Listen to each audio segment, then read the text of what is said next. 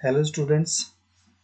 आज हम computer science करेंगे कंप्लीट 10th क्लास का, जिसमें देखो ये जो थंबनेल है इसका मैंने नाम रखा हुआ मास्टरपीस।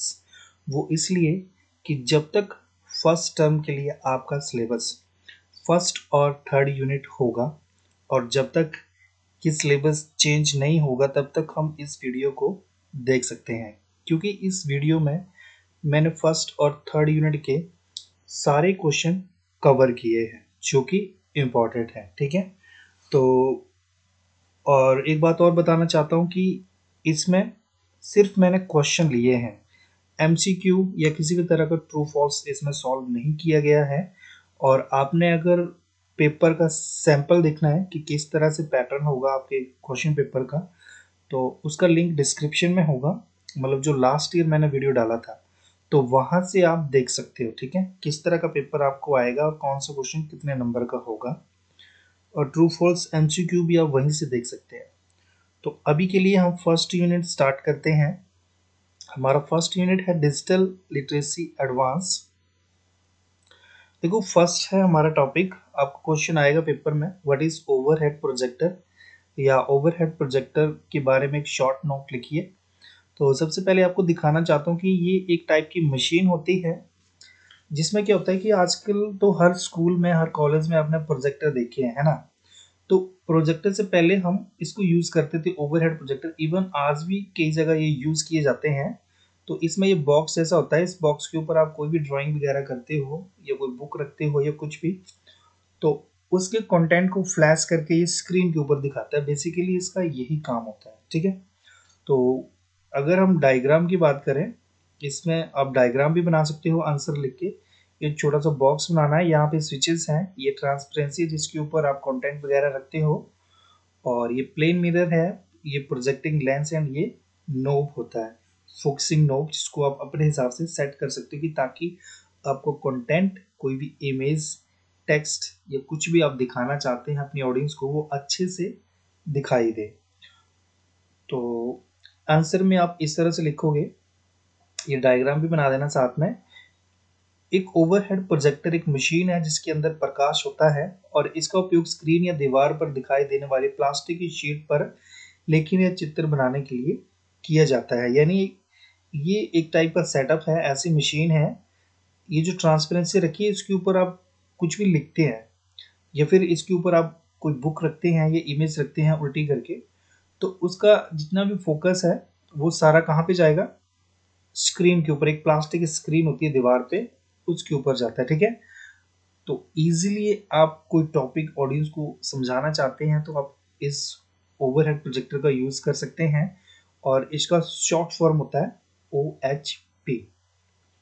इंग्लिश में लिखोगे, overhead projector is a machine that has a light inside it and can be used to make the writing or picture on a sheet of plastic appear on a screen or wall। यानी plastic screen, अगर आप plastic की screen पे नहीं, आप किसी दीवार पे भी वो सब कुछ दिखा सकते हो, इसलिए यहाँ पे स्क्रीन और वॉल लिखा है। सिंपली आप दीवार पे भी उसको दिखा सकते हो, बट फिर फोकस करने में थोड़ी दिक्कत आएगी, मतलब अच्छे से क्लियरली नहीं दिख पाएगा। प्लास्टिक की सीट पे अच्छा दिखेगा, कोई भी कुछ भी लिखा हुआ है, आपने डायग्राम बनाई है, कुछ भी दिखाना चाहते हो अच्छे से दिखेगा, और दीवार पे थोड़ा अच्छा नहीं दिखेगा। सो राइटिंग पर्पज के लिए, इमेजेस को दिखाने के लिए आप इसका यूज करोगे। शॉर्ट फॉर्म है इसका OHP। सेकेंड डेफिनेशन में आप सिंपली लिख सकते हो, an overhead projector is a machine design to project image, text and drawing onto a small screen और व्हाइट बोर्ड। यानी आपको जो व्हाइट बोर्ड है या प्लास्टिक की जो स्क्रीन है उसके ऊपर आपको कुछ भी इमेज शो करनी है, टेक्स्ट, या आप ड्राइंग दिखाना चाहते हो या आप ड्राइंग करना चाहते हो, तो वो सब दिखाने के लिए आप इसका यूज कर सकते हो। शॉर्ट फॉर्म तो आप लिख ही सकते हो, पहले बताइए। हाँ, अभी हम कंपोनेंट ऑफ ओवरहेड प्रोजेक्टर देखेंगे। तो सबसे पहले आप सिंपली इसको भी बना सकते हो, और इस बॉक्स के अंदर देखो यहाँ पे एक फैन लगा है, ये लैंप होगा, फिर रिफ्लेक्टर, ऑन ऑफ स्विचेस होंगे, ये फर्नल लेंस, ये ग्लास प्लेट होगी यहाँ पे, ये फोकसिंग नोब है फोकस को सेट करने के लिए, ये ओवरहेड प्रोजेक्टर है, और ये हेड असेंबली है, ठीक है। यहाँ पे एक मिरर होता है और प्रोजेक्शन लेंस होता है। तो इंग्लिश में लिखोगे आप lamp and box, Fresnel lens and plate glass, upper lens assembly, projection media, और साथ में आप ये फैन वगैरह भी लिख सकते हो, फैन लैम्प एनीथिंग। और हिंदी में आप लिखोगे कैबिनेट, प्रोजेक्शन लैम्प, लैम्प को ठंडा करने के लिए फैन और फोकस व्यवस्था। ये हो गया आपका answer, component of overhead projector. हाँ, अगर आपको थोड़ा एक्सप्लेन करके लिखना है तो आप इस तरह से लिख सकते हो, ये डायग्राम बना देनी है। पहले आप कैबिनेट लिखोगे, इसको आप लिखोगे ये प्लास्टिक या स्टील का डब्बा होता है, ठीक है, और इसके अंदर एक फैन होता है, प्रोजेक्टर लैंप होते हैं और पावर असेंबली होती है जहाँ पे मतलब स्विचेस वगैरह लगे होते हैं। सेकेंडली प्रोजेक्शन लैंप, इसको हम प्रोजेक्टर लैंप भी बोलते हैं, ठीक है। और मतलब इसमें हम बल्ब को होल्ड करने के लिए इसका यूज करते हैं, ठीक है, एक टाइप के होल्डर की तरह होता है ये। ठंडा करने की व्यवस्था, मतलब इसमें एक फैन लगा होता है, सिंपली आप लिख सकते हो, कुछ ज़्यादा नहीं है, हेडिंग लिख देंगे काम चल जाएगा। और नेक्स्ट है फोकस व्यवस्था। इसमें आप मतलब अपने फोकस को सेट करने के लिए जो भी आपने दिखाना है, ऊपर करके दिखाना है, नीचे करके, लेफ्ट करना है, राइट करना है, वो सब आप कर सकते हो, ठीक है। और नेक्स्ट है what are the point to kept on mind while handling on overhead projector, यानी जब आप ओवरहेड प्रोजेक्टर को यूज कर रहे हैं तो क्या क्या पॉइंट होना चाहिए। So point number 1, stand off to one side of the overhead projector while you face the audience, यानी जब आप कोई बात ऑडियंस को एक्सप्लेन कर रहे हो और वो उस बात से रिलेटेड कुछ भी, आप चाहे इमेज दिखा रहे हो या कोई टेक्स्ट दिखा रहे हो या आप लिख रहे हो, ठीक है, कुछ भी पॉइंट आउट आप कर रहे हो तो उसको दिखाने के लिए जरूरी है कि आप साइड में खड़े हो जाए। अगर आप स्क्रीन के सामने खड़े हो जाएंगे तो सारा फोकस आप पे पड़ेगा और ऑडियंस को अच्छे से क्लियरली दिखाई नहीं देगा, ठीक है, तो एक साइड में खड़े हो जाना है। Secondly, do not face the projected image on the screen, यानी जो भी इमेज प्रोजेक्ट की जा रही है आपके स्क्रीन के ऊपर उसके सामने खड़े नहीं होना है ताकि वो आपके फेस पे दिखे या आपके फ्रंट एरिया, चेस्ट, स्टमक, कुछ भी है उस पे दिखे। Third, use pointer two point the particular information on A transparency, यानी कोई इमेज है या फिर कुछ भी है उसको आपको मतलब दिखाने के लिए, किसी बात पे ज्यादा स्ट्रेस डालने के लिए आप पॉइंटर का यूज भी कर सकते हैं, right. And fourth, do not leave the projector lamp on if you are not using the projector, जब आप प्रोजेक्टर लेंस यूज नहीं कर रहे हैं, प्रोजेक्टर को यूज नहीं कर रही, तब उसका लैंप जो आपने बंद कर देना है। और लास्ट पॉइंट है bring a spare bulb to change the bulb when it burn out during the presentation. कई बार क्या होता है कि जो बल्ब हम यूज कर रहे हैं हीटअप के कारण वो मतलब खराब हो जाता है, ठीक है, जल जाता है, तो आपके पास एक एक्स्ट्रा बल्ब जरूर होना चाहिए ताकि जब भी वो बल्ब उड़ जाए, खराब हो जाए, तो आप उसको इमीडिएटली चेंज कर सको। हिंदी में बिल्कुल सिंपल पॉइंट है, ऑडियंस का सामना करते समय ओवरहेड प्रोजेक्टर की एक तरफ खड़े हो जाएं, स्क्रीन पर प्रोजेक्टर इमेज का सामना ना करें, ट्रांसपेरेंसी पर विशेष इमेज जानकारी को पॉइंट करने के लिए पॉइंटर का यूज करें। यदि आप प्रोजेक्टर का यूज नहीं कर रहे हैं तो इसका जो लैंप है उसको बंद कर दें। और प्रेजेंटेशन के दौरान अगर बल्ब खराब हो जाए तो आपके पास एक एक्स्ट्रा बल्ब होना चाहिए उसको चेंज करने के लिए। और नेक्स्ट व्हाट इज एलईडी, पहले तो हम इसका फुल फॉर्म देखेंगे। फुल फॉर्म होता है लाइट एमिटिंग डायोड, ठीक है, और ये एक टाइप का सेमीकंडक्टर डिवाइस है जो लाइट एमिट करते हैं। आपने देखा होगा जब भी दिवाली वगैरह आती है, आपके रिमोट, आपके फोन, हर जगह आप एलईडी बल्ब्स देखते हैं या एलईडी लाइट आपको देखने को मिलती है, तो हम उसी की बात कर रहे हैं। तो ये एक टाइप का सेमीकंडक्टर डिवाइस होता है, जब भी आप इसके ऊपर से करंट या इलेक्ट्रिसिटी पास करते हो तो ये जल उठते हैं, यानी अलग अलग कलर में ये जल उठते हैं, रेड, ब्लू, किसी भी तरह से। और नेक्स्ट पॉइंट लिखा है यहाँ पे कि लाइट तभी प्रोड्यूस होगी जब सेमीकंडक्टर मटेरियल में, यानी सेमीकंडक्टर मटेरियल के अंदर इलेक्ट्रॉन और होल्स होते हैं जिनको हम पार्टिकल्स बोलते हैं, जब वो एक दूसरे के साथ कंबाइन करते हैं तभी लाइटनिंग होती है, ठीक है। और वो कब होती है, जब उनके ऊपर से करंट गुजारा जाता है। जब तक हम करंट पास नहीं करेंगे, इलेक्ट्रिसिटी पास नहीं करेंगे, इलेक्ट्रॉन और होल जो वो स्टेबल रहते हैं, जैसे ही करंट और इलेक्ट्रिसिटी पास की वो इधर उधर नाचना शुरू कर देते हैं, और जब जब वो एक दूसरे के साथ कंबाइन करेंगे तब तब वो लाइट प्रोड्यूस करते हैं, ठीक है।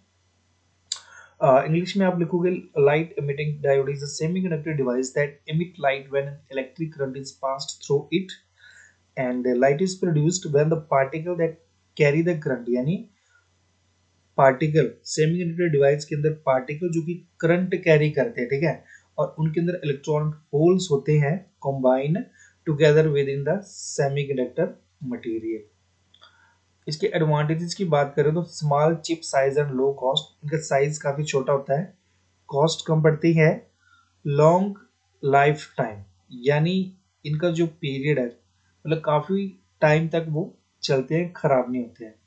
हाई एनर्जी एफिशिएंसी, इसका मतलब है कि काफी कम बिजली यूज करते हैं, लो टेम्परेचर, कम हीट प्रोड्यूस करेंगे, और फ्लेक्सिबिलिटी इन डिज़ाइन, किसी भी डिज़ाइन में हम इनको बना सकते हैं, और इको फ्रेंडली, इससे इन्वायरमेंट को किसी भी तरह का कोई लॉस नहीं होता है। डिसएडवांटेजेस की बात करें, ओ सॉरी हिंदी में है एडवांटेजेस, अभी डिसएडवांटेजेस नहीं है। कम बिजली खर्च करते हैं, काफ़ी फास्ट काम करेंगे, छोटी साइज में मिल जाते हैं, इनका वेट काफ़ी कम होता है, और अलग अलग कलर्स में ये सब मिल जाती है। झालर जो आप दिवाली पे अभी लगाओगे ना इसी नेक्स्ट मंथ, तब देख लेना आप, ठीक है। डिसएडवांटेजेस की बात करें तो देखो, थोड़ा सा भी करंट आगे पीछे हो जाए, जरा सा भी फ्लक्चुएट होएगा तो ये खराब हो जाती है। सेकेंडली इसकी जो बैंडविड्थ होती है वो काफ़ी ज़्यादा होती है अगर इसका कंपैरिजन हम लेज़र से करें, और ये टेम्परेचर पर निर्भर करता है, सॉरी, जो रेडियंट आउटपुट पावर है या वेवलेंथ है उस पर डिपेंड करता है कि इसका टेम्परेचर कितना होगा, कितना टेम्परेचर ये एलईडी प्रोड्यूस करेगी।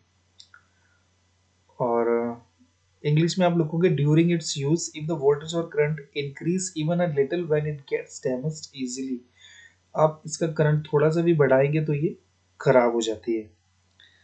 वेवलेंथ काफ़ी ज़्यादा होती है लेज़र से अगर इसको हम कंपेयर करें तब, और ये कितना टेम्परेचर प्रोड्यूस करेगा ये डिपेंड करता है कि कितना आउटपुट पावर ये वेवलेंथ वी आर यूजिंग और गिविंग इट। और नेक्स्ट व्हाट इज एलसीडी, इसका फुल फॉर्म है लिक्विड क्रिस्टल डिस्प्ले। देखो ये एक टाइप की डिस्प्ले टेक्नोलॉजी है जिसका यूज करते हैं हम या तो टीवी स्क्रीन में या फिर जो कंप्यूटर के मॉनिटर होते हैं उसमें करते हैं, और इसके साथ ही इसका यूज हम जैसे मोबाइल डिवाइस होगी, लैपटॉप, टैबलेट या स्मार्टफोन है, उनकी स्क्रीन के लिए भी हम इसी एलसीडी का यूज करते हैं। एडवांटेजेस की बात करें तो इनके जो इमेजेस हैं काफी शार्प दिखाई देते हैं, ज्यादा इंटेंसिटी होने के कारण इमेज की ब्राइटनेस भी काफी अच्छी होती है, और ये स्क्रीन कंप्लीटली फ्लैट होती है, परफेक्टली फ्लैट, बहुत ही कम इलेक्ट्रिसिटी यूज करते हैं। इलेक्ट्रिसिटी कम यूज करेंगे तो हीट भी कम ही प्रोड्यूस करेंगे, काफ़ी कम पावर यूज करेंगे, और 7 सेगमेंट एलसीडी डिस्प्ले के लिए ओनली 140 अल्ट्रा वॉट पर डिजिट बिजली खर्च होती है, और इसका जो प्राइस है वो काफ़ी कम है एलईडी से अगर इसका कंपेयर करें तब। एलसीडी की एडवांटेजेस की बात करें तो LCD are known for their energy efficient properties.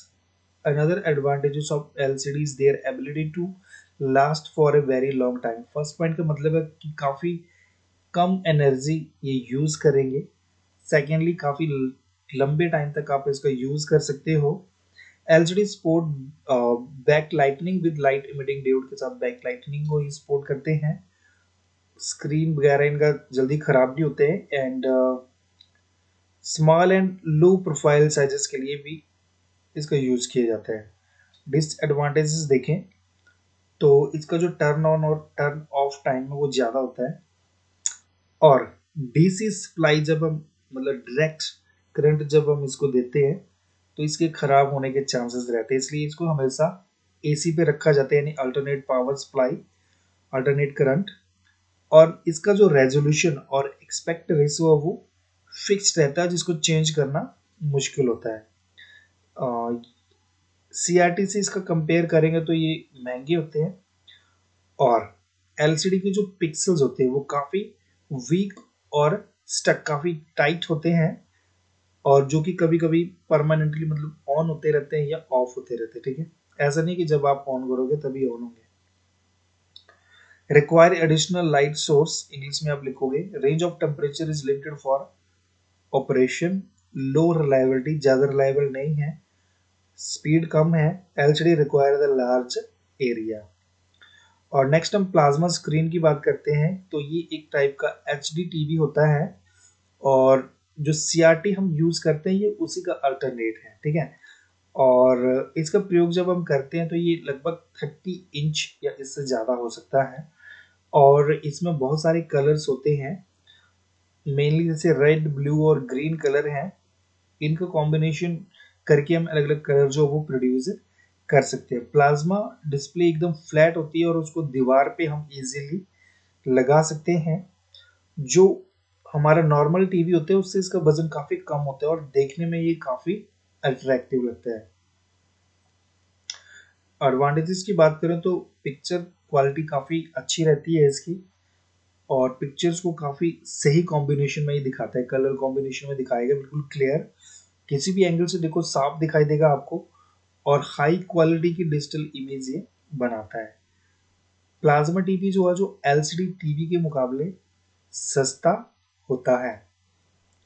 It is slim and light in weight, slim है, वेट भी कम है, दीवार पे इजीली माउंट कर सकते हो, और कंप्यूटर स्क्रीन के साथ भी अच्छे से काम करेगा।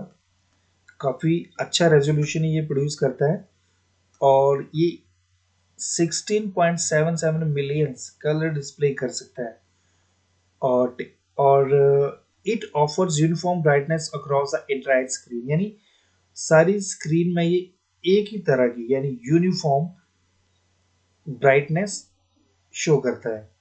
डिसएडवांटेजेस की बात करें तो इसकी कॉस्ट ज़्यादा होगी, सर्विस लाइफ कम रहती है, कॉन्ट्रास्ट अच्छा नहीं होता है, और प्लाज्मा टीवी डिम पड़ने लगता है जैसे जैसे टाइम बीतेगा, मतलब इनकी जो ब्राइटनेस है वो खराब होने लगती है, और ये ज़्यादा हीट प्रोड्यूस करते हैं, बिजली भी ज़्यादा यूज़ करते हैं, और इसकी जो लाइफ है एलसीडी के मुकाबले कम होती है।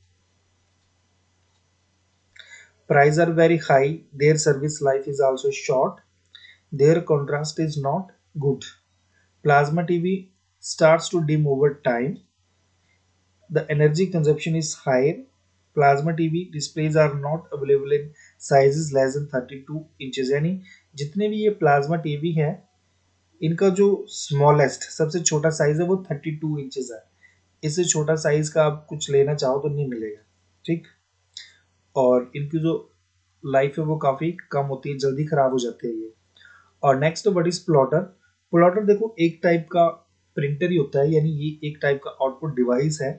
फर्क बस इतना है कि जो प्रिंटर है वो A4 साइज का प्रिंट निकालता है, और प्लॉटर में हम बड़े बड़े साइज के जैसे होर्डिंग हो गए और मैप हो गए या पोस्टर हो गए, है ना। तो इन सब होर्डिंग्स को बनाने के लिए, पोस्टर्स को बनाने के लिए हम प्लॉटर का यूज करते हैं। डेफिनेशन में लिखेंगे ये एक आउटपुट डिवाइस है, ये एक तरह का प्रिंटर है, और ये ग्राफ और डिजाइन को प्रिंट करने का काम करता है। प्लॉटर सामान्य रूप से बड़े आकार के ग्राफ और मैप जैसे चित्र को बनाने में यूज किया जाता है, और प्लॉटर से हम चित्र, चार्ट, ग्राफ आदि को प्रिंट कर सकते हैं, ठीक है। और ज्यादातर इसका यूज आजकल हम पोस्टर और बैनर बनाने के लिए ही करते हैं। इंग्लिश में the plotter is an output device. Plotter is a type of printer that does the work of printing graphs and design. The plotter is commonly used in drawing large size graphs and maps such as images, pictures, charts and graphs etc. can be printed from the plotter. Today it is used to make large posters and banners. Then we talking about their advantages. तो देखो एक तो बड़े बड़े size की images poster हम बना सकते हैं। सेकेंडली बड़े बड़े नक्शे या ब्लू प्रिंट के लिए भी हम इसका यूज कर सकते हैं। और थर्डली जैसे प्लाईवुड हो गया, एल्यूमिनियम, स्टील शीट, कार्डबोर्ड और प्लास्टिक, इन सब के साथ भी ये काम करेगा, यानी इनके ऊपर भी डिजाइनिंग कर सकता है। डिसएडवांटेजेस की बात करें तो आकार और प्रिंटरों की तुलना में इसका आकार और प्रिंटरों की मतलब प्रिंटर तो छोटा ही होता है ना, कम जगह घेरता है, इसका आकार काफी बड़ा होता है, ये ज्यादा जगह लेता है, ठीक है। सेकेंडली इसकी प्राइस ज्यादा होगी, और थर्ड पॉइंट इसकी जो काम करने की स्पीड है वो कम रहती है। प्रिंटर की बात करें, इलेक्ट्रॉनिक डिवाइस है, इसको आप आउटपुट डिवाइस भी लिख सकते हैं, जो कि डिजिटल सूचना यानी डिजिटल इंफॉर्मेशन, वो इंफॉर्मेशन होती है जो कि हमारे मोबाइल और कंप्यूटर्स में स्टोर होती है, जैसे कोई इमेज होगी, PDF file, document file, PPT file, कुछ भी, anything that we have in our mobile and laptop और computer is called the digital material और digital information, digital data, right. So digital सूचना को कागज पे प्रिंट करने का ये काम करता है। ये कंप्यूटर का बाहरी आउटपुट डिवाइस है, जो कंप्यूटर में सॉफ्ट कॉपी को हार्ड कॉपी में कन्वर्ट करते हैं, यानी कंप्यूटर की जो शॉर्ट सॉफ्ट कॉपी, जिसको हम क्या बोलते हैं, डिजिटल इंफॉर्मेशन बोलते हैं, उसको हार्ड कॉपी के रूप में एक ब्लैंक पेज पे प्रिंट करके देगा। सेकंड डेफिनेशन आप लिख सकते हो, प्रिंटर एक इलेक्ट्रॉनिक डिवाइस है जो कंप्यूटर से टेक्स्ट और ग्राफिक आउटपुट को लेता है और फिर उस इंफॉर्मेशन को ब्लैंक पेपर पे प्रिंट कर देता है। प्रिंटर जो भी आउटपुट देता है उसको हम बोलते हैं हार्ड कॉपी, ठीक है। और इलेक्ट्रॉनिक डॉक्यूमेंट का ये भौतिक रूप है, यानी फिजिकल वर्जन, जिसको हम हाथ में पकड़ सकते हैं। और नेक्स्ट है लेजर प्रिंटर। लेजर प्रिंटर भी एक टाइप का प्रिंटर है जो कि लेजर टेक्निक का यूज करता है, और ये कागज पर बहुत ही कंप्लीट और अच्छे इमेजेस बना के देता है, काफी क्लैरिटी की, ठीक है। और ये हाई क्वालिटी का रिजल्ट हमें देता है, और जो भी इमेजेस या प्रिंट हम लेते हैं, कुछ भी ग्राफिक्स है, कुछ भी, वो काफी हाई रेजोल्यूशंस में निकलती है, ठीक है। इंग्लिश में लिखोगे, laser printer are the types of printer in computer that uses laser technology which produce very sharp and complete character images on the paper. It is a high speed device that produce good result. काफी speed से काम करता है, अच्छे result देता है। Laser can print text graphics in very high quality resolution, यानी काफी अच्छे हाई रेजोल्यूशन में आपको टेक्स्ट और ग्राफिक्स को प्रिंट करके ये देगा। एडवांटेजेस, डॉट मैट्रिक्स और इंकजेट प्रिंटर की तुलना में फास्ट है।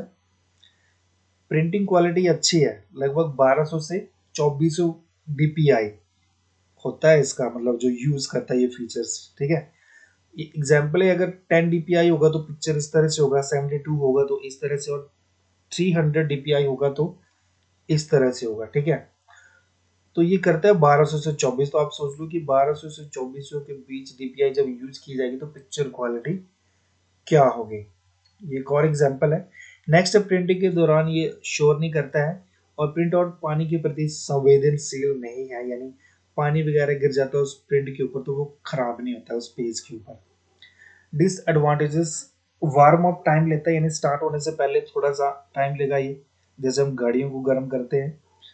और दो, डॉट मैट्रिक्स और इंकजेट प्रिंटर की तुलना में महंगा, और इसका जो कार्टेजेस है, टोनर है, वो भी महंगा होता है, और इसके मेंटेनेंस कॉस्ट भी ज़्यादा रहती है। Faster than dot matrix and inkjet printer, printing quality is good because DPI is between these to this. No noise during printing. Printing is not sensitive to water.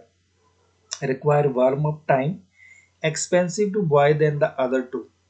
Toner is expensive than inkjet cartridges. Maintenance cost is high. What is inkjet printer? देखो, colourful images जब हमें चाहिए या colour print जो भी हमने लेना है उसके लिए हम इंकजेट प्रिंटर का यूज करते हैं। इस प्रिंट में इंक कार्टेजेस का प्रयोग होता है जो कि कलर इमेज और फोटोग्राफ को प्रिंट करने का काम करता है। इसकी स्पीड कम होती है, इसलिए ये प्रिंटिंग करने में अधिक टाइम लेता है। Use to print colour images and print photograph. In this printer ink cartridges is used which work to print color images and photographs. Inkjet printer printing speed is very low, therefore it takes more time to print. Advantages, low cost, high quality के output produce करेगा जो कि एक smooth और fine details निकालता है, चाहे pictures हो चाहे टेक्स्ट इमेजेस हो। यूज करना आसान है, रीजनेबली फास्ट, कोई किसी तरह का वार्म अप टाइम ये नहीं लेता है। डिसएडवांटेजेस, इसके जो प्रिंट हेड होते हैं वो ड्यूरेबल, यानी मतलब ऐसी पॉसिबिलिटी हो सकती है कि वो टूट सकते हैं, काफ़ी नाजुक होते हैं। एक्सपेंसिव रिप्लेसमेंट इंक कार्टेजेस काफ़ी महंगे हैं। Not good for high volume printing, अगर आप ज़्यादा से ज़्यादा प्रिंटिंग करना चाहते हो तो उसके लिए ज़्यादा इफेक्टिव नहीं है। प्रिंटिंग स्पीड लेज़र की तरह फास्ट नहीं है। कैन नॉट यूज मार्कर, यानी इनके जो प्रिंट आउट होते हैं उसके ऊपर आप मार्कर का यूज नहीं करते। मार्कर से आप लिखोगे भी कुछ, जरा सा हाथ घुमाओगे तो वो मिट जाता है, ठीक है। और नेक्स्ट फैक्स मशीन। देखो फैक्स मशीन एक टाइप का इलेक्ट्रॉनिक मशीन है जिसका यूज करते हैं हम किसी भी डॉक्यूमेंट को इलेक्ट्रॉनिकली एक जगह से दूसरी जगह पे सेंड करने के लिए, और जिसके लिए हम टेलीफोन नेटवर्क का यूज करते हैं। इस मशीन को एसटीडी टेलीफोन के साथ जोड़ा जाता है और इस मशीन की सहायता से कोई व्यक्ति किसी भी डॉक्यूमेंट को एक जगह से दूसरी जगह सेंड भी कर सकते हैं और खुद के लिए रिसीव भी कर सकते हैं। सपोज मैंने यहाँ से कोई एप्लीकेशन लिखी, मेरे को छुट्टी चाहिए, छुट्टी की मैंने एप्लीकेशन लिखी, यहाँ से मैं फैक्स सेंड करूंगा ऑफिस के लिए, तो सेम एप्लीकेशन उनके फैक्स मशीन से जैसे प्रिंट निकलता है ना, उसी तरह से वो पेज निकलेगा और सेम टू सेम एप्लीकेशन दूसरी तरफ निकल जाएगी। सेकंड डेफिनेशन है, फैक्स मशीन एक डिवाइस है जिसका इस्तेमाल डॉक्यूमेंट को इलेक्ट्रॉनिकली सेंड करने के लिए होता है, वो भी टेलीफोन नेटवर्क के माध्यम से। इंग्लिश में, a fax machine is a device that is used to send document electronically over a telephone network. This machine is used by connecting with STD telephones. With the help of this machine, you can send or receive document to any person. And the second definition is, a fax machine is a device that is used to send document electronically that to through a telephone network. Fax machine के uses क्यों करते हैं? First तो है, इसका use करते हैं business purpose के लिए, जिसके द्वारा डॉक्यूमेंट एक जगह से दूसरी जगह पे सेंड किए जाते हैं। बिल क्लियरिंग प्रोसेस के लिए हम इसका यूज करते हैं। और थर्डली जो गवर्नमेंट ऑफिसेस होते हैं वहां से भी लेटर्स को इधर से उधर सेंड करने के लिए हम इसका यूज करते हैं। So fax machine is used for business through which documents are sent from one office to another. This eases the bill clearing process. It is used to send the letter of instruction issued in government officer to another office. Advantages की बात करें, time बचाता है आपका, और secondly आपके पैसे भी बचाएंगे, क्योंकि इसी चीज़ को अगर आप लेटर पोस्ट करेंगे तो आप उसके पैसे लगेंगे, टाइम भी लगेगा, ठीक है। और इंग्लिश में आप सिंपली हेडिंग भी लिख सकते हो, स्पीडी ट्रांसमिशन, ऑकरेसी ऑफ इंफॉर्मेशन, यानी जो भी इंफॉर्मेशन आप सेंड कर रहे हैं वो वैसे का वैसे दूसरी तरफ भी जाएगा। लीगल वैल्यू, कोर्ट वगैरह में भी इस तरह के डॉक्यूमेंट को आप यूज कर सकते हैं। ओवरकमिंग बैरियर, यानी जहाँ पे भी टेली कम्युनिकेशन सिस्टम है या फैक्स मशीन रखी गई है, इंटरनेट जहाँ पे चलता है, वहाँ पे आप इजीली डॉक्यूमेंट को रिसीव कर सकते हैं। जरूरी नहीं कि जहाँ आप जा रहे हो वहाँ पे आप डॉक्यूमेंट को कैरी करके यानी अपने साथ लेके चले, ठीक है। आप फैक्स भी मंगवा सकते हैं। मान लीजिए कोई डॉक्यूमेंट आपका घर पे रह गया, आपको ऑफिस में चाहिए, तो आप घर से भी फैक्स मंगवा सकते हैं सेम डॉक्यूमेंट को। सो कंफर्मेशन ऑफ रिसीविंग, यानी कंफर्मेशन के लिए भी हम इसका यूज कर सकते हैं। जैसे किसी कंपनी ने कोई प्रोडक्ट मंगाए हैं या कोई आइटम्स मंगवाई हैं तो उसका कंफर्मेशन भी हम फैक्स के द्वारा दे सकते हैं। What is speaker? स्पीकर एक आउटपुट डिवाइस है जिसका यूज करते हैं हम साउंड सुनने के लिए कंप्यूटर से, ठीक है। तो कंप्यूटर से कुछ भी हमें सुनना होगा तो हम क्या करेंगे? स्पीकर्स का यूज करते हैं। Output device is used with computer. They receive audio input from the computer sound card and produce audio output in the form of sound wave, यानी कंप्यूटर के साउंड कार्ड से इनपुट लेंगे और sound wave की form में, यानी जो हमें सुनाई दे, आउटपुट प्रोड्यूस करेंगे उस फॉर्म में। और speaker usually comes in pair which allow them to produce stereo sound from two separate audio channels. इस लाइन को स्किप कर देना और फर्स्ट टू लाइंस लिखनी है, या और करके आप लिख सकते हैं कि speaker is a computer hardware output device which is used to listen to sound by connecting to a computer, यानी कंप्यूटर के साथ कनेक्ट करने के लिए साउंड को सुनने के लिए यूज करते हैं। और ये अलग अलग टाइप्स के होते हैं। कुछ स्पीकर होते हैं जो हर किसी के साथ कनेक्ट हो जाते हैं, जैसे आजकल ब्लूटूथ स्पीकर चले हैं, ठीक है, और कुछ स्पेशल स्पीकर्स होते हैं जो सिर्फ कंप्यूटर के साथ ही कनेक्ट होते हैं। अब हम थर्ड यूनिट देखेंगे। देखो what is M S office, ये क्वेश्चन आपको पेपर में नहीं आएगा, ये जस्ट मैंने ऐसे बनाया कि एम एस ऑफिस बेसिकली एक एप्लीकेशन सॉफ्टवेयर है, एक पैकेज होता है पूरा, ठीक है, उसमें अलग अलग एप्लीकेशन होती है जैसे वर्ड, पीपीटी, एक्सेल, अलग अलग, ठीक है। सो ये एक ऐसा एप्लीकेशन है, एक सॉफ्टवेयर है जिसको डेवलप और पब्लिश किया था माइक्रोसॉफ्ट कंपनी ने 1990 में, राइट। और इसका हम ज़्यादातर यूज़ करते हैं बिजनेस या एजुकेशनल सेक्टर्स में, और वहाँ पे हम इसका यूज़ करते हैं को डॉक्यूमेंट, स्प्रेडशीट या प्रेजेंटेशन देखने के लिए, बनाने के लिए या उसको एडिट करने के लिए, और इवन डाटाबेस के अंदर हम डाटा को एंट्री या किसी भी तरह का मॉडिफिकेशन करने के लिए भी हम इसका यूज़ कर सकते हैं। इसके फाउंडर थे बिल गेट्स, सीईओ सत्य नडेला, और लेटेस्ट वर्जन हम यूज कर रहे हैं एमएस ऑफिस 2019। हिंदी में एमएस ऑफिस एक एप्लीकेशन सॉफ्टवेयर है जिससे माइक्रोसॉफ्ट द्वारा वर्ष 1990 में विकसित यानी डेवलप और पब्लिश किया था। ये ज़्यादातर व्यावसायिक या शिक्षात्मक क्षेत्रों में यूज किया जाता है। डॉक्यूमेंट, स्प्रेडशीट, प्रेजेंटेशन को क्रिएट करने के लिए, व्यू करने के लिए, एडिट करने के लिए और इवन डाटाबेस के ऊपर एंट्री करने के लिए भी हम इसका यूज करते हैं, ठीक है। और इसके जो मैं बोल रहा था कि इसके अंदर काफ़ी ज़्यादा एप्लीकेशंस होती है, उसमें से कुछ मैंने लिखी है जैसे M S word, excel, power point and M S access. First है सिंपल लेटर, सेकेंड है कैलकुलेशन, पावर पॉइंट प्रेजेंटेशन देने के लिए और एम एस एक्स डाटाबेस के काम के लिए। इससे हम डॉक्यूमेंट, रिज्यूम, लेटर, एप्लीकेशन सब कर सकते हैं, सर्टिफिकेट बना सकते हैं।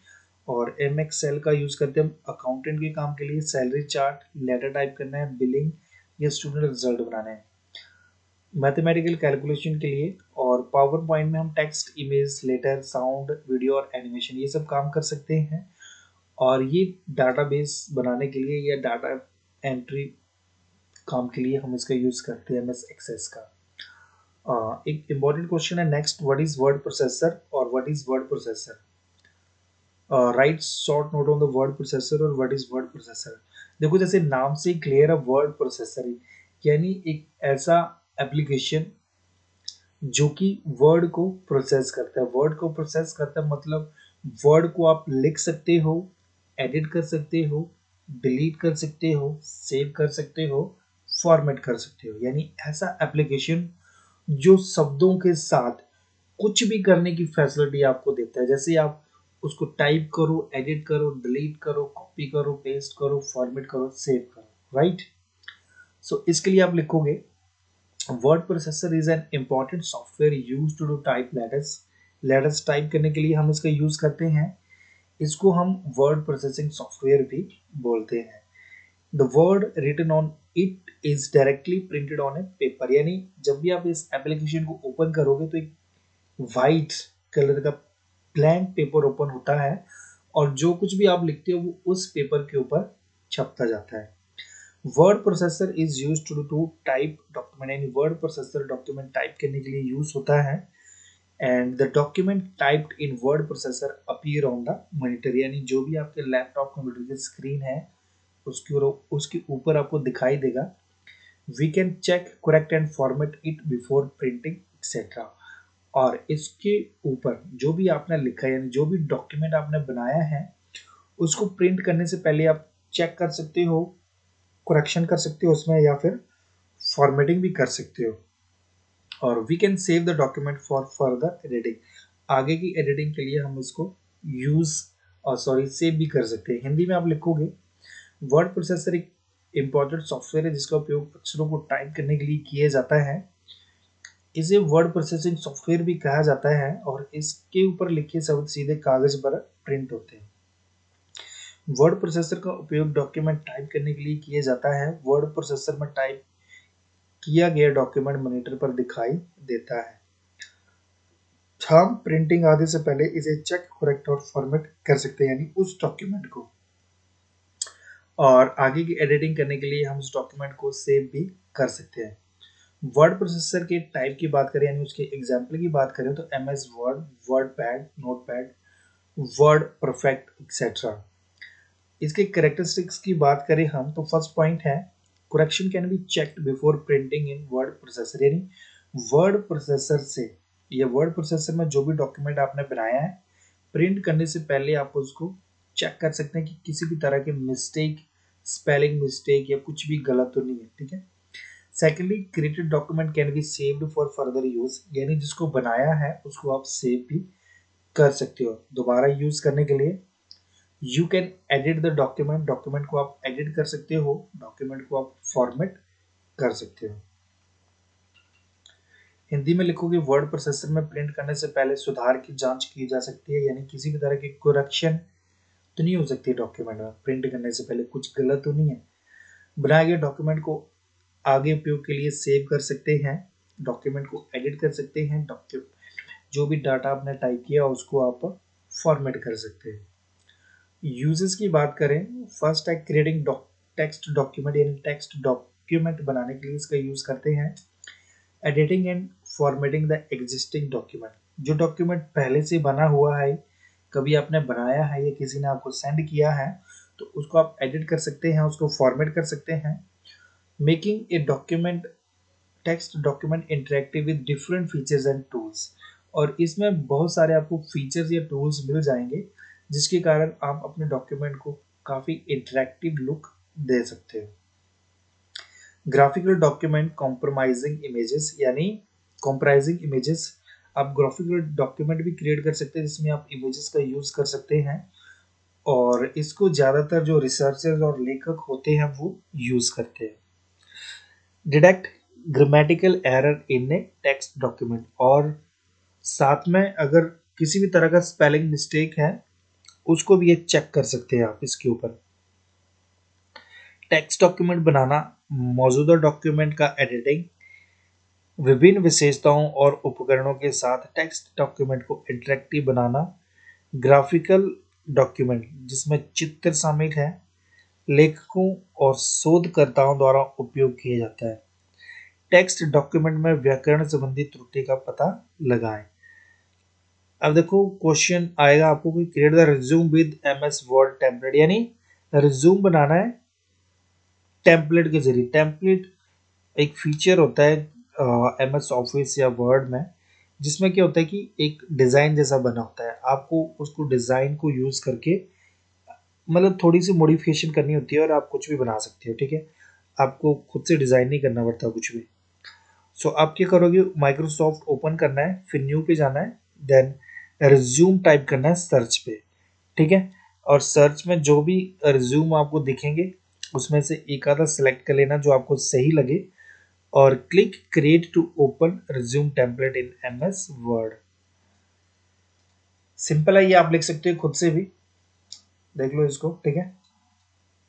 और नेक्स्ट है किसी फाइल को सेव करना है, बहुत ही सिंपल है। सबसे पहले तो ये श्योर करें कि डॉक्यूमेंट जो है वो ओपन है। सेकेंडली फाइल टैब देखनी है, वहां पे क्लिक करना है। फिर वहां पे दो ऑप्शन हो गए, सेव और सेव एज। जब आप किसी डॉक्यूमेंट को फर्स्ट टाइम सेव करते हो ना तो तब आप सेव पे क्लिक करोगे तब भी सेव एज ही आएगा, और सेव एज तब आता है जब हमें फोल्डर की लोकेशन चेंज करनी हो या हमें मेंशन करना हो कि कहाँ पे वो फाइल हमने सेव करनी है और उस फाइल का नाम हमने क्या रखना है। सेव ऑप्शन तब यूज किया जाता है जब डॉक्यूमेंट ऑलरेडी सेव्ड होता है और उसमें हमने किसी भी तरह का चेंजेस किया तो उन चेंजेस को सेव करने के लिए हम सेव का यूज करते हैं। फिर सेव एज के अंदर आपको सेव लोकेशन डिसाइड करनी है, ठीक है। Double click on your save location, यानी जो भी फोल्डर या ड्राइव आपने की उसको डबल क्लिक करते जाओ, जहां तक जब तक आप वहां नहीं पहुंचे तब तक डबल क्लिक करते जाओ। और लास्टली जो फाइल नेम फील्ड है वहां पे जो भी नाम आपको अच्छा लगे उसको टाइप करें और लास्ट में सेव पे क्लिक कर देना है। पहले सुनिश्चित करें आपका डॉक्यूमेंट ओपन है, फाइल टाइप ढूंढे, उस पर क्लिक करें, सेव या सेव एज पर क्लिक करें। सेव एज के अंतर्गत सेव स्थान का निर्णय ले, अपने सेव लोकेशन पर डबल क्लिक करें, फाइल नेम फील्ड में पसंदीदा नाम टाइप करें और अपनी फाइल को सेव करने के लिए सेव पे क्लिक कर दें। ओपन कैसे करने हैं, मेनू बार पे जाएं, फाइल पे क्लिक करना है, फिर से ओपन लिखा होगा, ओपन डायलॉग बॉक्स अपीयर होगा, in the look in list click the drive और folder that contain the file you want to open. एक तो आपको लिस्ट दिखाई देगी राइट साइड में, अगर आपका डॉक्यूमेंट का नाम वहां पे है तो उस पर क्लिक करो, ओपन हो जाएगा। अदरवाइज क्या करो, एक लिस्ट बनी होती है फोल्डर्स की भी, यानी किस फोल्डर के अंदर कोई डॉक्यूमेंट आपको मिल सकता है, या सिंपली आप नीचे ब्राउज पे क्लिक करो। ठीक है, ब्राउज पे क्लिक करना है और उस लोकेशन, उस फोल्डर, उस ड्राइव के अंदर जाना है जहां पे वो डॉक्यूमेंट आपको दिखाई दे रहा है। ठीक है, फिर ओपन पे क्लिक करना है और वो खुल जाएगा। राइट, ये जो लिखा है ना क्लिक द फाइल, फाइल का मतलब है कि जो भी डॉक्यूमेंट आपको ओपन करना है पहले उसके ऊपर क्लिक करना है, फिर ओपन पे क्लिक करना है। ठीक है, मेन्यू पट्टी पर क्लिक करें, फाइल पर क्लिक करें, फिर ओपन पे क्लिक करना है, ओपन डायलॉग बॉक्स दिखाई देगा। इसमें देखें सूची में और उस ड्राइव या फोल्डर पे क्लिक करें जहां वो फाइल है या जिसे आप खोलना चाहते हैं। फाइल पर क्लिक करना है और फिर ओपन पर क्लिक करना है। Next, what is super script. देखो सुपर स्क्रिप्ट का सिंपली मतलब है, जैसे हम लिखते हैं ना एक्स स्क्वायर, यानी ऐसा टेक्स्ट जो नॉर्मल टेक्स्ट से ऊपर उठा हुआ होता है और उसकी हाइट नॉर्मल टेक्स्ट से आधी होती है। राइट, तो जो टू है वो सुपर टेक्स्ट है। ये एग्जाम्पल बता रहा हूँ, अभी डेफिनेशन देखते हैं, ज्यादा क्लियर होगा। Super scripted text is smaller than the text around it, यानी जो नॉर्मल टेक्स्ट है ये उससे छोटा होता है। And is raised above the base line, जो भी बेस लाइन है उसके ऊपर उठा हुआ होता है। राइट, और दूसरी डेफिनेशन आप देख सकते हो कि super script is a character half the height of a standard character and printed higher than the rest of the text, यानी ये एक ऐसा टेक्स्ट है जो कि स्टैंडर्ड, यानी जो भी आगे पीछे के वर्ड हैं या टेक्स्ट जो भी हैं उनसे उसकी हाइट जो आधी होती है और वो थोड़ा ऊपर उठा हुआ होता है, सर के ऊपर लगा होता है। एग्जाम्पल देखेंगे क्लियर होगा। देखो यहाँ पे लिखा है 60th सितंबर, तो जो टी एच दिख रहा है ना, जो 1 और 6 लिखा है, इवन आप 6 को देखो, जितनी 6 की हाइट है उससे बिल्कुल आधी हाइट है टी एच की। ठीक है, और 6 का देखो बेस लाइन कहाँ पे है, ये नीचे। इवन सितंबर का भी बेस लाइन ये है और ये उससे ऊपर उठा हुआ आधा। राइट, नेक्स्ट एग्जाम्पल है 360 डिग्री। तो यहाँ पे देखो 360 का ये बेस लाइन है और ये बेस लाइन से ऊपर उठा हुआ है और इसकी हाइट जो आधी है, आधी यहाँ पे भी। ठीक है, अब सब स्क्रिप्ट समझ लेना जो पैरों के नीचे होगा। ठीक है, बेस लाइन से नीचे होते हैं। इंग्लिश में लिखोगे और सॉरी हिंदी में लिखोगे, सुपर स्क्रिप्टेड टेक्स्ट अपने चारों ओर के टेक्स्ट से छोटा होता है, बेस लाइन से ऊपर उठाया जाता है। कैरेक्टर जो स्टैंडर्ड कैरेक्टर की आधी ऊंचाई है और बाकी टेक्स्ट की तुलना में अधिक ऊंचाई पर रेटेड है, यानी उसकी जो हाइट है वो आधी होती है और नॉर्मल टेक्स्ट से ऊपर होता है। एग्जाम्पल आपने देखे हुए हैं। फिर आते हैं सबस्क्रिप्ट। सबस्क्रिप्ट इससे उल्टा होता है, मतलब बेस लाइन से नीचे होगा ये, बाकी सेम ही फंडा है इसका भी, छोटा होगा और sits below the base line, ये लाइन ध्यान रखनी है आपने। Second definition is a character symbol और number set slightly below the normal line of the text, यानी जो नॉर्मल टेक्स्ट की जो बेस लाइन होती है उससे नीचे बैठता है। It is always smaller than the usual font and typically found in mathematical and scientific formula, यानी मैथमेटिकल और साइंस के जो फार्मूले थे वहां पे हम इसका यूज करते हैं। H2O और CO2, ये दोनों ही साइंस के फार्मूले। ठीक है, तो यहाँ पे हम इसका यूज कर रहे हैं। सबस्क्राइब्ड टेक्स्ट वह टेक्स्ट होता है जो अपने आसपास के टेक्स्ट से छोटा होता है और बेस लाइन से नीचे बैठता है। एक सबस्क्रिप्ट एक कैरेक्टर सिंबल और नंबर है जो कि टेक्स्ट की सामान्य पंक्ति से थोड़ा नीचे होता है, नॉर्मल लाइन से। इसका फॉन्ट साइज हमेशा छोटा होगा और ज्यादातर हम इसका यूज करते हैं गणितीय और वैज्ञानिक सूत्रों में। नेक्स्ट है स्टेप, देखेंगे हम। ठीक है, ये तो नहीं है स्टेप, बट ये जस्ट बताया गया है कि सबस्क्रिप्ट और सुपरस्क्रिप्ट क्या होता है। ध्यान से देखना, ए सबस्क्रिप्ट और superscript is a number, figure, symbol और इंडिकेटर, यानी एनीथिंग, कुछ भी हो सकता है। डिग्री है 2 3 ABC, कुछ भी हो सकता है। ठीक है, that is smaller than the normal line of the type, यानी जिसकी हाइट क्या होगी, नॉर्मल टेक्स्ट से छोटी होगी is set slightly above it, जब नॉर्मल टेक्स्ट से उसकी हाइट ज्यादा होगी, बेस लाइन से ऊपर उठा होगा, तब उसको बोलते हैं सुपरस्क्रिप्ट।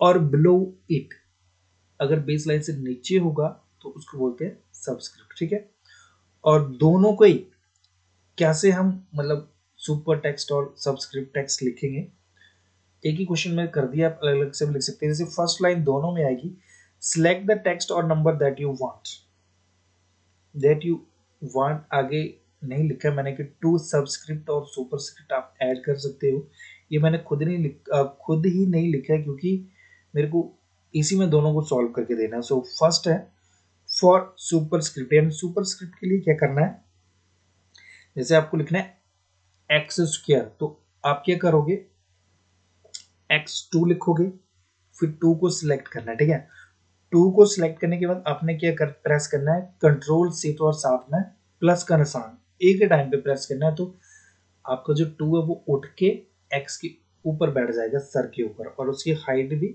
आधी हो जाएगी। For subscript press control and equal sign, subscript के लिए आपने कंट्रोल दबाना है और इक्वल का साइन दबाना है, टेक्स्ट की हाइट आधी हो जाएगी और वो बेस लाइन से नीचे चला जाएगा। ध्यान रखना है शिफ्ट नहीं दबाना है आपने सबस्क्रिप्ट के लिए। ठीक है, ये समझा दिया मैंने, ये आप देख लेना खुद ही। ठीक है, ये लिख लेना, ये थोड़ी देर दिखा रहा हूँ स्क्रीन, कर लेना कुछ भी। Next, what is clip art? So clip art is a collection of picture image that can be imported into a document or another program. यानी ये एक पिक्चर्स का कलेक्शन होता है जिसमें हम क्या करते हैं कि कोई डॉक्यूमेंट हम बना रहे हैं उसमें हम पिक्चर्स ऐड कर सकते हैं। और स्टेप की बात करें तो यहाँ ऑनलाइन पिक्चर्स में क्लिक करना है, फिर उधर अलग अलग ऑप्शन आएंगे इंसर्ट पिक्चर करने के लिए। ठीक है, तो वहाँ से कुछ भी आप टाइप कर दो, यानी किससे रिलेटेड आपको पिक्चर चाहिए उससे रिलेटेड अलग अलग रिजल्ट निकल जाएंगे। कोई एक आधी पिक्चर सेलेक्ट करो और उसको इंसर्ट करो और वो इंसर्ट हो जाएगी। ठीक है, ये देखो, ये नेक्स्ट एग्जांपल से इस तरह से पिक्चर खुल रही है, कोई भी एक आधी सिलेक्ट करो और यहाँ पे इंसर्ट क्लिक करोगे तो ये इंसर्ट हो जाएगी उसी डॉक्यूमेंट में। So select insert online picture, type a word और phrase to describe what you are looking for, then press enter. यानी जो भी आपको चाहिए उसके बारे में लाइन लिखो चाहे वर्ड, फिर एंटर दबाना है। Filter the result by type for clip art, यानी किस तरह का आपको चाहिए वो आप मेंशन कर सकते हो। फिल्टर करने हैं रिजल्ट, एक पिक्चर सेलेक्ट करना है और इंसर्ट पे क्लिक कर देना है। हिंदी में इस तरह से लिखेंगे इसको, first point, second is the third point, fourth, और लास्ट में इंसर्ट पे क्लिक कर देना है आपने। Next, what are bullets? देखो, जब भी आपको कोई लिस्ट बनानी होती है, ठीक है, जैसे 10 स्टूडेंट है, 5 एप्पल है, या फ्रूट्स आपने काउंट करने हैं, एप्पल, ऑरेंज, ग्रेप्स कितने कितने हैं, तो आप जैसे लिख दोगे 1 2 3 4 या जो भी है। तो लिस्टिंग करने के लिए आप बुलेट का यूज करते हो, बट इसमें एक दिक्कत है कि आपको जो भी आइटम है वो काउंट करने पड़ेगी, आप देख के नहीं बता सकते कि ये 4 है, 5 है या 10 है। ठीक है, और ये स्पेशली सिंबल्स होते हैं, ज़्यादातर ब्लैक सर्कल्स होते हैं, यहाँ पे नंबर नहीं लिखा होता है, ना तो ABCD, ना 1 2 3, और ना XYZ, और ना ही रोमन नंबरिंग जो लिखी होती है। सो इसमें आप लिखोगे in bullet list each paragraph begin with bullet character, यानी कोई भी पैराग्राफ या लाइन है वो एक बुलेट कैरेक्टर के साथ इंट्रोड्यूस होती है। बुलेट कैरेक्टर कुछ भी हो सकता है, नॉर्मली हम ब्लैक सर्कल लेते हैं। ठीक है, but it can be any other symbol use to highlight item in a list, but ये कोई भी सिंबल आप जैसे राइट का ऑप्शन है, हाफ सर्कल है, स्टार है, कुछ भी आप ले सकते हो। ठीक है, आप अपनी आइटम को लिस्ट करने के लिए use bullet to list item that do not have to be in any particular order, यानी कोई प्रॉपर सीक्वेंस आपको नहीं चाहिए तब आप बुलेट का यूज कर सकते हैं।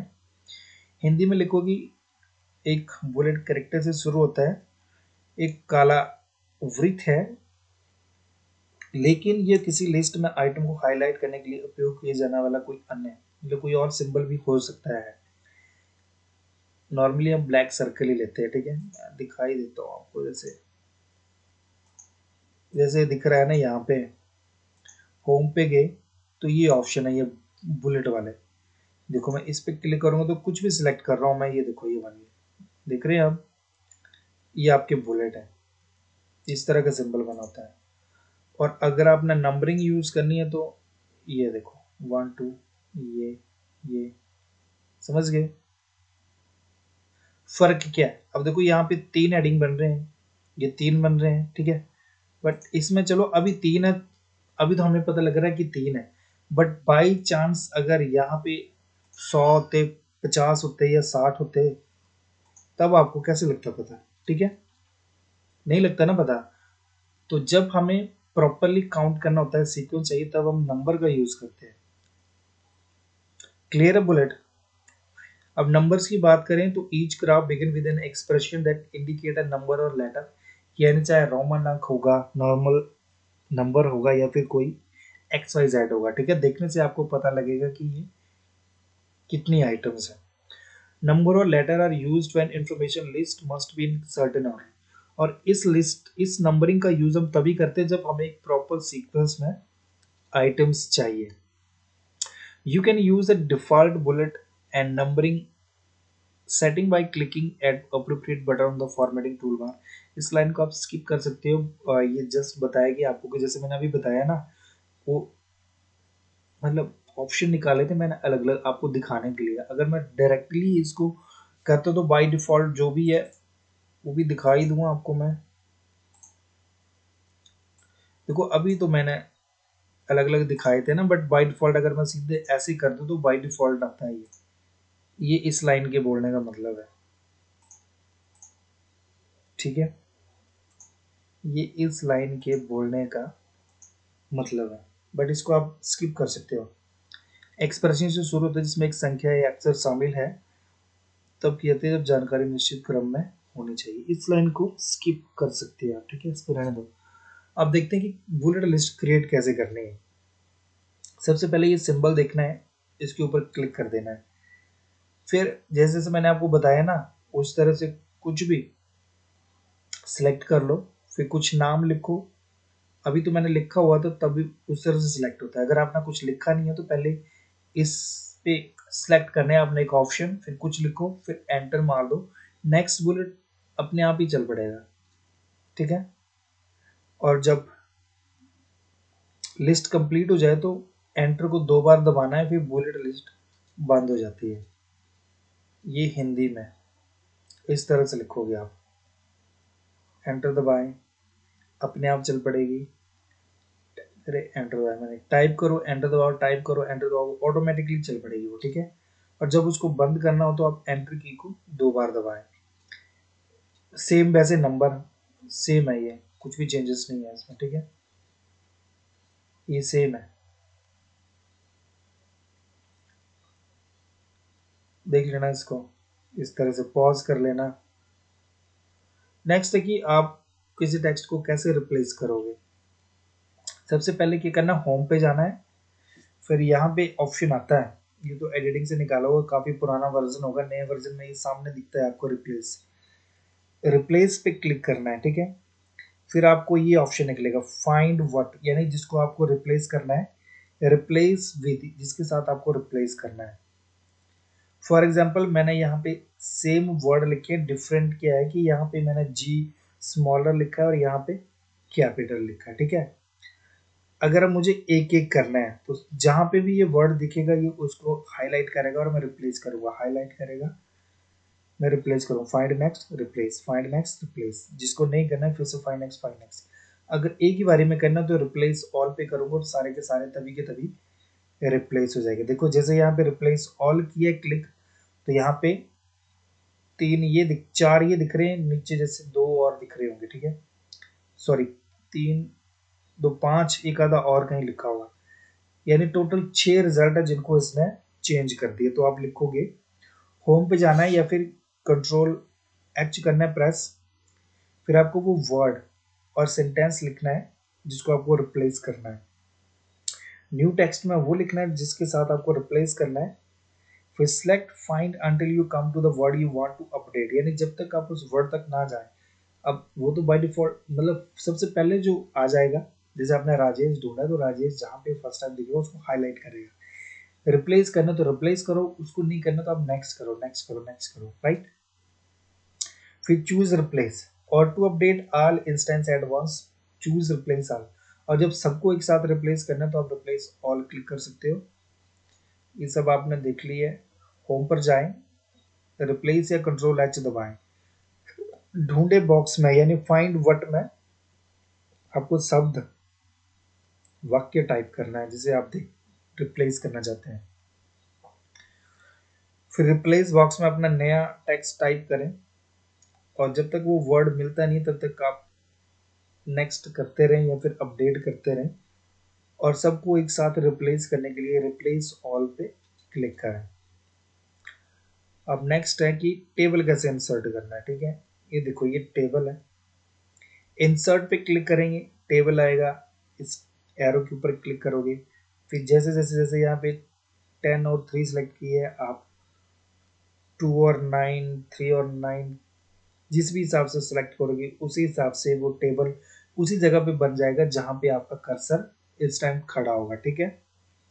सो place the cursor where you want to insert the table, जहां पे टेबल बनाना है वहां पे कर्सर रखो, इंसर्ट टैब पे क्लिक करो, in table group click the table command, यानी टेबल कमांड यहाँ से आप सिलेक्ट करो क्या चाहिए आपको।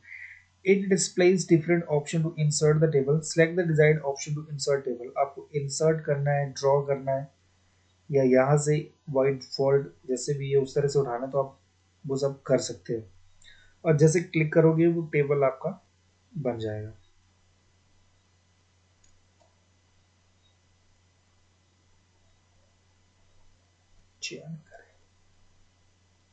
नेक्स्ट है हाउ विल यू डिलीट ए रो और कॉलम इन ए टेबल, इसको ना मैं दिखा देता हूँ थोड़ी देर में, ठीक है। और पहले आप देख लो कि लिखना कैसे है। राइट क्लिक करना है टेबल सेल पे, रो और column you want to delete, row column कुछ भी डिलीट करना है उस पर सिलेक्ट करना है, फिर मेन्यू में जाना है, डिलीट सेल पे क्लिक करना है, फिर वन सेल डिलीट करना है तो आप शिफ्ट लेफ्ट और शिफ्ट अप कर सकते हो, पूरी रो डिलीट करनी है तो डिलीट एंटायर रो, पूरा कॉलम डिलीट करना है तो डिलीट एंटायर कॉलम।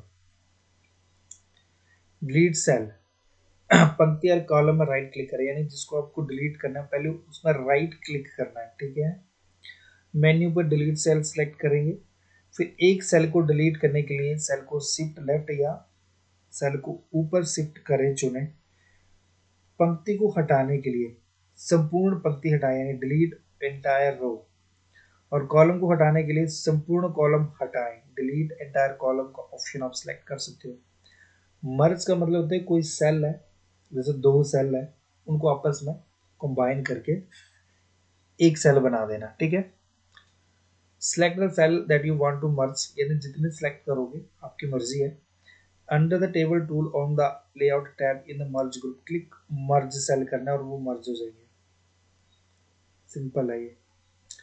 स्प्लिट कैसे करेंगे, यानी एक सेल है जिसके दो बनाने हैं या तीन बनाने हैं तो क्लिक इन द सेल और select multiple cell that you want to split, आपकी मर्जी है एक सेल सेलेक्ट करो या एक से ज़्यादा जिनको आप स्प्लिट करना चाहते हो। Under the table tool on the layout tab click split cell पे क्लिक करना है, फिर enter the number of column और row that you want to split the selected cell into, यानी कितने रोज और कॉलम आप उस सेल में बनाना चाहते हो वो टाइप करो और वो बन जाएगा, फिर स्प्लिट हो जाएगा सेल। किसी सेल में क्लिक करें या कई सेल चुनें जिन्हें आप विभाजित करना चाहते हैं, टेबल टूल्स के तहत लेआउट टैब पर स्प्लिट सेल पर क्लिक करें, उन कॉलम या रो की संख्या आपको मेंशन करनी है जिसमें आप सेल को डिवाइड करना चाहते हैं। नेक्स्ट है हाउ विल यू इंसर्ट और copy a picture into a document, place your insertion point where you want the image, यानी आपको कर्सर वहां पे लेके जाना है जहां पे आपने इमेज इंसर्ट करनी है। इंसर्ट टैब में जाएं, फिर पिक्चर कमांड पे जाना है आपने, ठीक है। डिजायर्ड इमेज सेलेक्ट करनी है और लास्ट में एंटर कर देनी है। इंसर्शन टैब पे जाएं, चेंज करें, चित्र कमांड पर क्लिक करें, इंसर्ट संवाद ब्लैक डायलॉग बॉक्स अपीयर होगा जहां से एक आधी पिक्चर आपने सेलेक्ट करनी है और फिर लास्ट में इंसर्ट पे क्लिक कर देना। नेक्स्ट है how to change the size of a cell row और कॉलम, सिलेक्ट ए सेल और रो और ए रेंज, मतलब आपकी मर्जी आपने एक रो सेलेक्ट करनी है या एक से ज़्यादा। होम पेज सेल ग्रुप में जाना है, फिर फॉर्मेट में और रो विड्थ और हाइट पे क्लिक करना है, वहां पे अपने रो और विड्थ टाइप करो, लास्ट में ओके कर देना है। ठीक है, तो ये रहा आपका फर्स्ट और थर्ड यूनिट का syllabus. Thank you for watching, subscribe कर दे और इसको फॉरवर्ड कर देना है आपने। ओके।